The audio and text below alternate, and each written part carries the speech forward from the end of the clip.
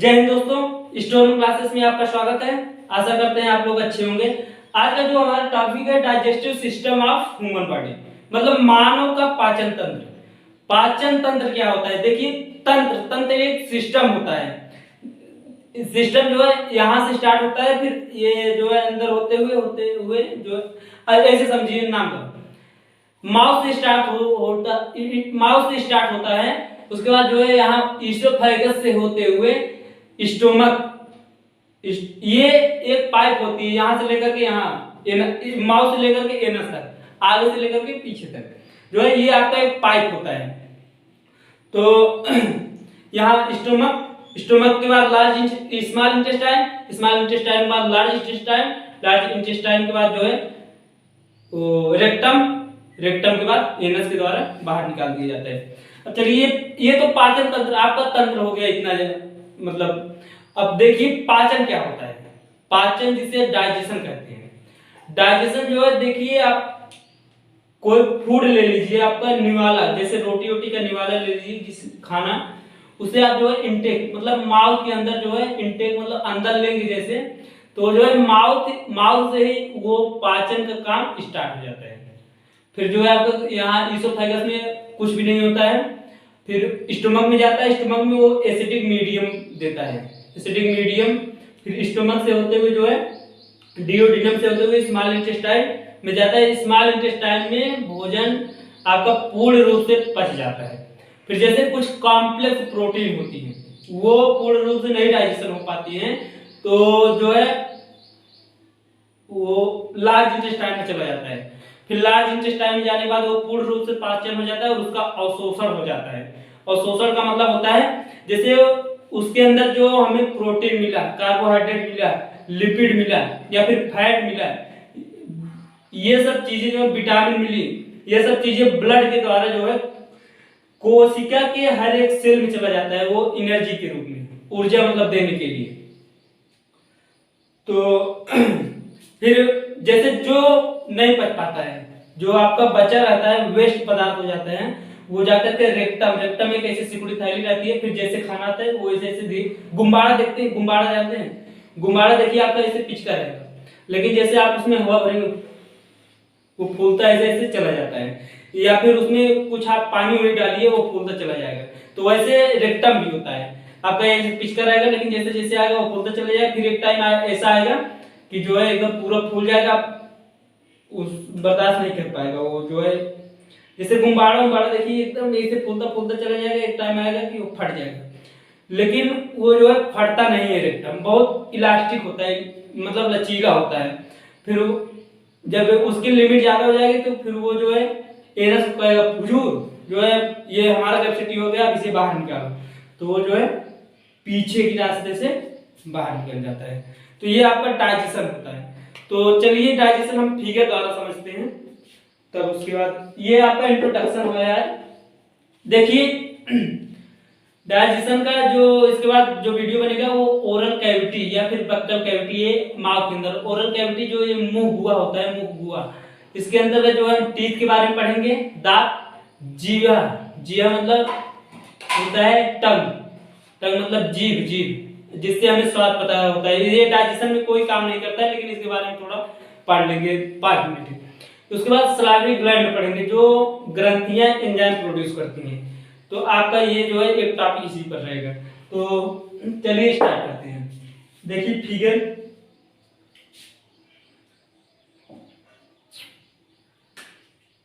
ये आपका माउथ हो गया,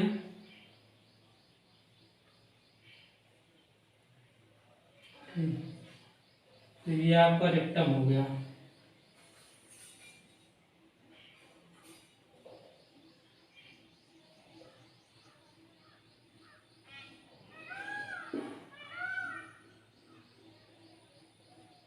ये स्मॉल इंटेस्टाइन। चलिए ऐसे नॉर्मल समझ में, ये आपका लार्ज इंटेस्टाइन। देखिए स्मॉल इंटेस्टाइन जहां पर खत्म होता है, ये यहां पर खत्म हो जाता है स्मॉल इंटेस्टाइन। यहां से एक ऐसी रचना अपेंडिक्स जिसे होते हैं, जैसे कोई बालू पत्थर होता है, अगर गया तो ये यहाँ पर इकट्ठा हो जाता है। जैसे आप सुने होंगे बहुत बार कि अपेंडिक्स का ऑपरेशन करवा के आए, मतलब यही अपेंडिक्स यहाँ से काट के निकाल, इसका कुछ काम नहीं होता है। ये जो शेषांग है, पहले के युग में इसका काम, पहले जो सेलुलोज नहीं होता था, सेलुलोज को पचाने में मदद करता था। ये जो भैंस होते हैं, गाय हो, उसके अंदर ये जानवरों में पाया जाता है। वो जब सेलुलोज देखिए आपका पेड़ पौधों में पाया जाता है, पेड़ पौधे जो है जानवर खाते हैं, मतलब उन पेड़ पौधों जानवर खाते हैं, फिर उससे जो है सेलुलोज को पचाने के लिए ये इसमें से सेलुलोज एंजाइम निकालता है, तो वो पेड़ पौधों को पचाने में काम आता है। ये हम लोगों को अंदर नहीं, अब जो है ये शेषांग के रूप में हो गया, इसका कोई काम नहीं है। तो ये आपका यहाँ से लार्ज इंटेस्टाइन स्टार्ट होगा, फिर जो है यहाँ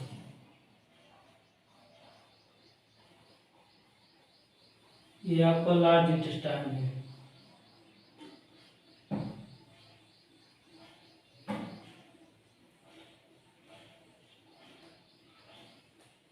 ये आपका रेक्टम है, इतना बड़ा नहीं ना, इससे थोड़ा सा, ये आपका रेक्टम है, फिर ये आपका एनस है। ठीक, देखिए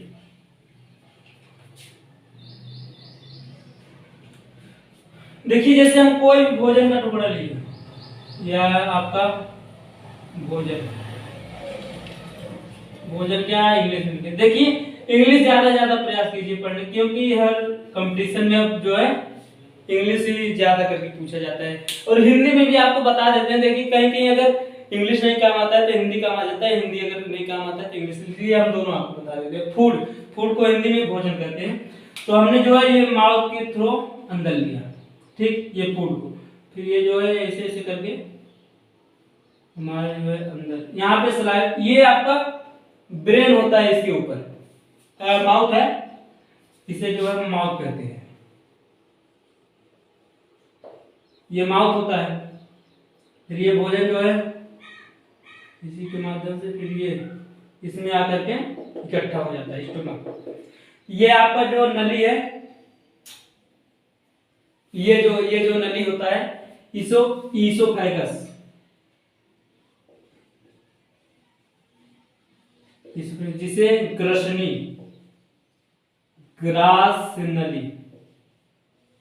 ग्रासनी उसोफेरिंक्स को कहते हैं। ये माउथ का मुख, ठीक। उसके बाद यहाँ पे कोई पाचन नहीं होता है भोजन का, फिर ये जो है स्टोमक में आ जाता है। स्टोमक क्या करता है, ये जो भोजन होता है एसिडिक मीडियम में कन्वर्ट कर देता है। यहाँ से HCl भरे होते हैं इसके अंदर जो है HCl होते हैं। ये भोजन को देखिए, कभी आप ज्यादा खाना खा लीजिए, देखेंगे तो आपको ओमिटिंग, जिसे हिंदी में उल्टी कहते हैं, ओमिटिंग आप करते हैं तो वो जो खाना होता है माउथ में आने के बाद खट्टा खट्टा लगता है, एसिडिक लगता है, तो वो जो है यही पेट से ही आता है, तो इसे स्टोमक, जिसे हिंदी में आमाशय या पेट,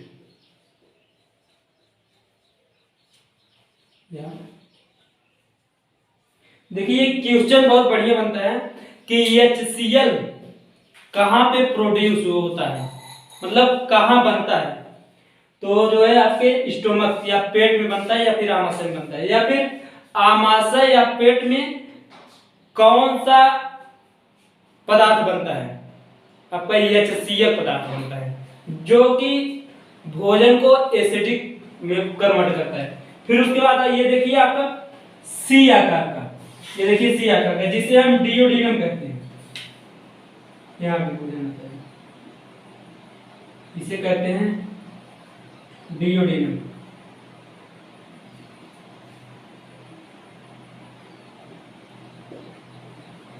इसे जो है, ये जो आपका सी आकार का यहाँ अंदर रहेगा ना, वो आपका सी आकार का ऐसे रहता है, उसे डियोडिनम कहते हैं, हिंदी में ग्रहणी कहते हैं, ग्रहणी। भोजन यहाँ पर आ जाएगा, फिर उसके बाद यहाँ ये यहीं तक होता है डियोडिनम, ठीक है। फिर यहाँ से ये स्मॉल इंटेस्टाइन स्टार्ट होता है, यहाँ पे भोजन आने के बाद देखिए बिंदी बिंदी बना दे रहे हैं, एकदम मतलब टूट जाता है, एकदम से टूट जाता है। फिर जो थोड़ा बहुत बचा रहता है फिर यहाँ पे आने के बाद फिर ये लार्ज इंटेस्टाइन है, यहाँ पे पूरा बच जाता है। ये सब आपका भोजन है। फिर यहाँ पे आने के बाद इकट्ठा हो जाता है, इकट्ठा होने के बाद फिर ये डिस्चार्ज।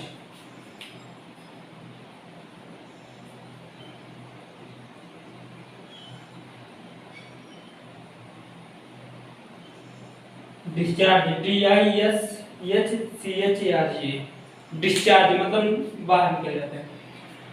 देखिए डियोडिनम में आता है भोजन, फिर उसके बाद स्मॉल इंटेस्टाइन, ये डियोडिनम हो गया, ये वाला स्ट्रक्चर आपका स्मॉल इंटेस्टाइन।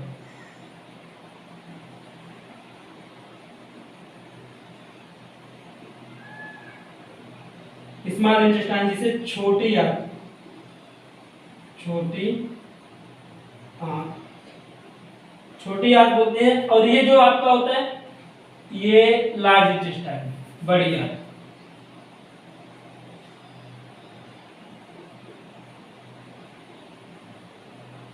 लार्ज इंटेस्टाइन जिसे बड़ी आंत कहते हैं, बड़ी। ठीक, ये स्मॉल इंटेस्टाइन में भोजन पूर्ण रूप से पच जाता है। और जैसे कुछ कॉम्प्लेक्स प्रोटीनें होती हैं वो अगर नहीं पचती हैं तो लार्ज इंटेस्टाइन में जाने के बाद वो भी पूर्ण रूप से पच जाता है। फिर वो जो भोजन पच जाता है फिर उसके बाद अवशोषण कर लिया जाता है। अवशोषण का मतलब होता है वो ब्लड के द्वारा शरीर के हर कोशिका में पहुंच जाता है, फिर वो जो है हमें एनर्जी मतलब देता है। और उसके बाद जो पचा नहीं रहता है भोजन वो जाकर के आपका यहाँ पे रेक्टम, इसे कहते हैं रेक्टम, जो थैलीनुमा स्ट्रक्चर होता है जहाँ पे इकट्ठा होता है रेक्टम, जिसे मलाशय कहते हैं, हिंदी मलाशय, यहाँ पर इकट्ठा होता है। फिर ये जो है आपका जहां से भोजन निकलता है बाहर, इसे एनस या फिर गुदा, हिंदी में गुदा कहते हैं। ठीक है, ये जो है आपका ये जो अवशेषी अंग होता है इसे ब्लैक लिख दे रहे हैं क्योंकि अब इसका कोई मतलब नहीं होता है, इसे अपेंडिक्स बोलते हैं, जिसे हिंदी में अवशेषी अंग।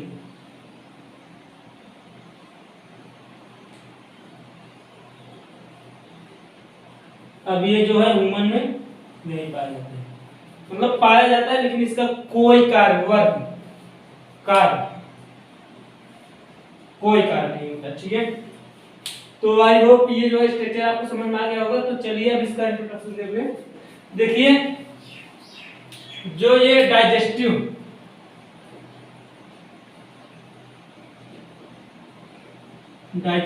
सिस्टम,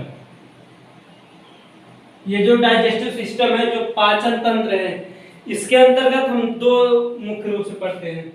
एक ये जो पाइप होता है यहाँ से यहाँ तक पाइप, जिसे हम लोग एलिमेंट्री कैनाल कहते हैं। एलिमेंट्री कैनाल को हिंदी में आहार नाल कहते हैं।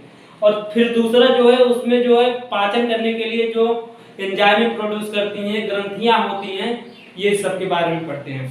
तो चलिए जो है देखते हैं, इसके अंतर्गत हम दो चीजों का अध्ययन करते हैं। जो होता है पहला आपका एलिमेंट्री,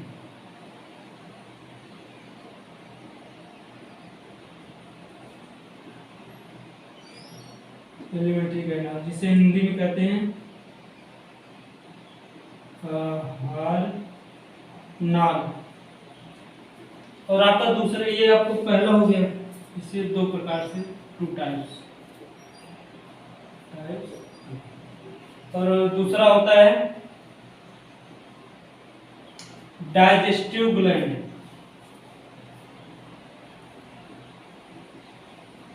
ग्लैंड, जिसे हिंदी में कहते हैं पाचन ग्रंथियां।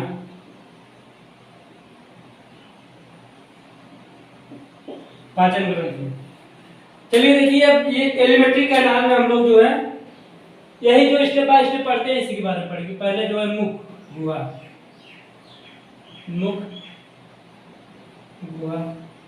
के बारे में पढ़ेंगे पहला।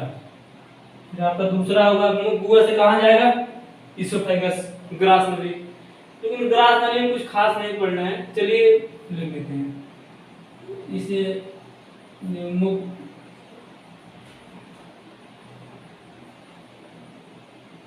Oral cavity.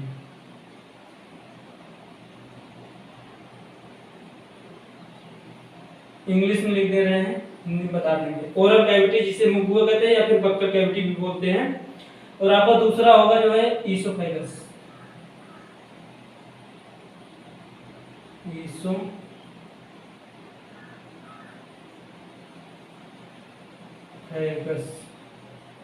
ठीक, ईसोफेगस को हम लोग हिंदी में क्या कहते हैं, ग्रास नली। ग्रास नली फिर भोजन जाएगा, ये आपका दूसरा नंबर। तीसरे नंबर में इसके बाद कहां जाएगा, स्टोमक। स्टोमक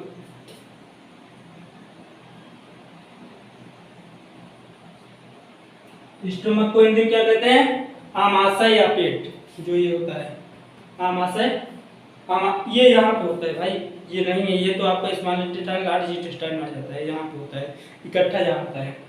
ठीक है, उसके बाद भोजन कहाँ जाएगा, स्टेप बाय स्टेप देखिए। देखिए यहाँ पे हम, ये आपका पहला नंबर पे आ गया, ये आपका दूसरे नंबर पे आ गया, ये आपका तीसरा नंबर पे आ गया, फिर यहाँ सी चौथे नंबर पे आ गया, फिर उसके बाद स्मॉल इंटेस्टाइन पांचवें, फिर लार्ज छठवें, फिर उसके बाद यहाँ रेक्टम सातवें, फिर एनस द्वारा आठवें बाहर निकाल दिया जाता है। तो आपके चौथे नंबर पर कौन है, डियोडिनम। डियोडिनम ये तो है, डियोडिनम। पांचवें नंबर पे है आपका, पांचवें नंबर क्या है, स्मॉल इंटेस्टाइन, फिर लार्ज स्मॉल इंटेस्टाइन।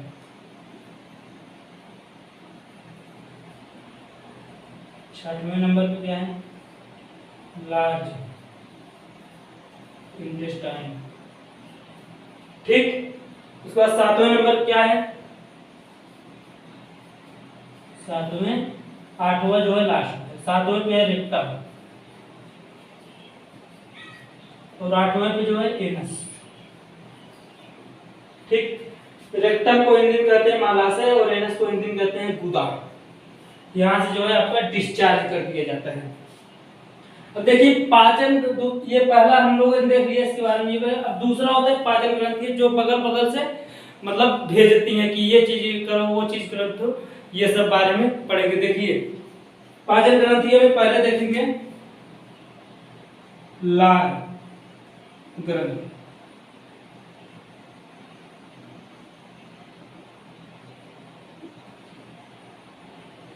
लार ग्रंथि को हिंदी इंग्लिश में कहते हैं सलाइवरी ग्लैंड।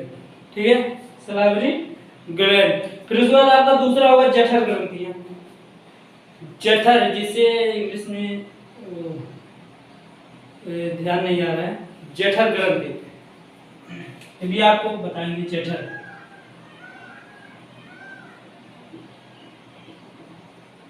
जठर ग्रंथि के बारे में पढ़ेंगे। फिर तीसरा होगा आपका जो है लीवर, लीवर एंड पित्ताशय।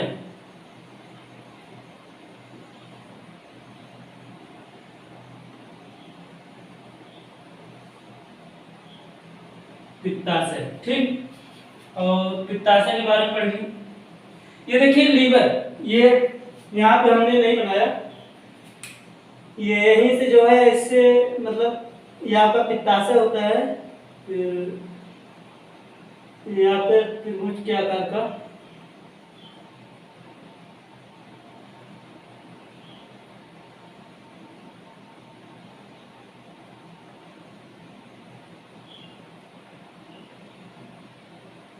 ये लीवर होता है।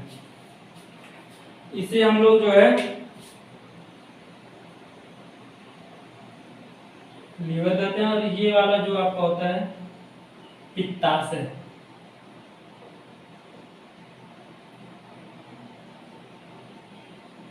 ठीक, ये लीवर होता है, ये पित्ताशय होता है, ये जस्ट इसी के बगल में होता है। क्या बोलते हैं, स्टोमक। जो स्टोमक होता है उसी के बगल में होते हैं। फिर देखिए आपका चौथा नंबर पढ़ेंगे अग्नाशय।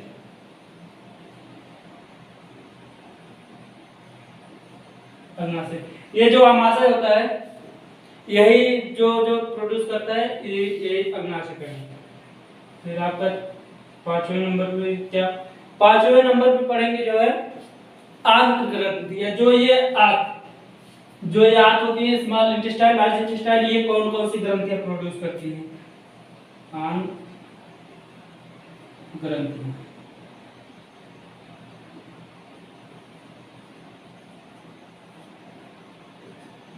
तो जो है आपका ये इंट्रोडक्शन ये हो गया। एक बार चलिए देख लेते हैं। ये माउथ से कोई भोजन हम जो माउथ लेंगे फिर इसोफेगस से होते हुए स्टमक में जाता है, कुछ देर तक वहां पे रहता है। आपका डाइजेशन पूरा कंप्लीट होने में 4 से 5 घंटा, 3 से 4 घंटा लगता है, ठीक है। फिर स्टमक में जाता है, फिर स्टमक से स्मॉल इंटेस्टाइन में भोजन जो है पूर्ण रूप से पच जाता है, लेकिन जो कुछ कॉम्प्लेक्स प्रोटीन होती हैं वो नहीं पच पाता है, तो लार्ज इंटेस्टाइन में जाकर के पूरा पच जाता है। फिर जो नहीं पचता है वो जाकर के आपको ये पूरा पचने के बाद भोजन का अवशोषण चल लिया जाता है। अवशोषण का मतलब होता है वो ब्लड द्वारा जो है पूरे कोशिकाओं में पहुंचा दिया जाता है। जो प्रोटीन, एंजाइम, विटामिन ये सब मिलते हैं हमें, जल ये सब जो होते हैं पूरी कोशिकाओं में पहुंचा दिया जाता है, फिर वो एनर्जी का हमें देती है।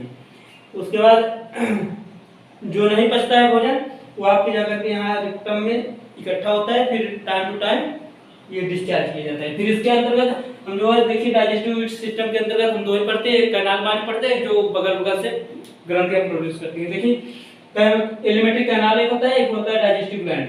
एलिमेंट्री कैनाल के अंदर कैनाल कहते हैं, डाइजेस्टिव ग्लैंड के पास में ग्रंथि कहते हैं। एलिमेंट्री कैनाल के अंतर्गत तो टोटल ये स्टेप बाय स्टेप देखेंगे।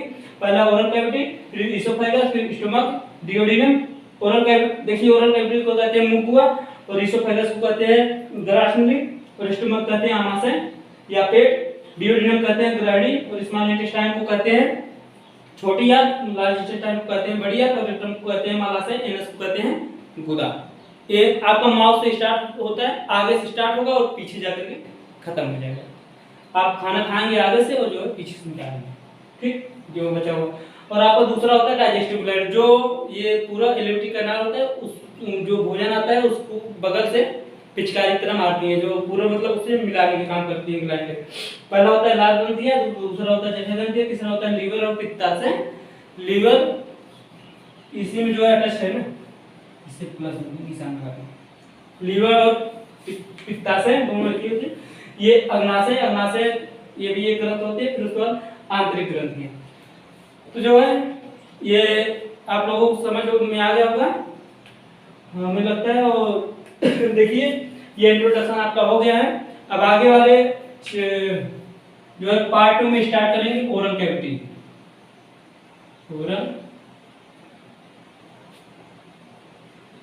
ओरल कैविटी जिसे मुख गुहा कहते हैं।